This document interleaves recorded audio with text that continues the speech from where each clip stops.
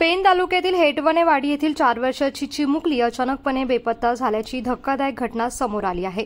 त्यामुळे आता पोलीस प्रशासनाची चांगलीच धावपळ उडाली असून परिसरामध्ये या घटनेमुळे खळबळ माजली आहे। सविस्तर वृत्त असं समोर आलंय की बुधवारी 12 नोव्हेंबर रोजी सकाळी 8 वाजण्याच्या सुमारास किशोरी किरण महालकर वय वर्ष 4 ही आपल्या आईसोबत गावाबाहेर शौचालयाला गेली असताना आईने आपल्या मुलीला बाजूला उभी करून ठेवली होती। काही मिनिटातच ही चिमुकली बेपत्ता झाली आहे। आईने आरडाओरडा करायला सुरुवात केली, बाजूला शोध देखील घेतला पण मुलगी ही दिसली नाही। अनेक तास होऊन गेले तरी मुलगी घरी आली नाही म्हणून गावकऱ्यांनी शोध कार्य सुरू केलं।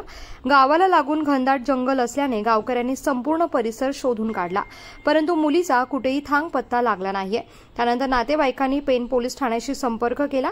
पेण पोलीस निरीक्षक संदीप बागुल यांच्या मार्गदर्शनाखाली एक शोध पथक घटनास्थळी रवाना करण्यात आलं, परंतु काहीही हाती लागलं नाहीये। कोकणासह परिसरातील ताज्या घडामोडींसाठी सागर डिजिटलला सबस्क्राइब करा आणि नोटिफिकेशनसाठी बेल आयकॉनवर प्रेस करा।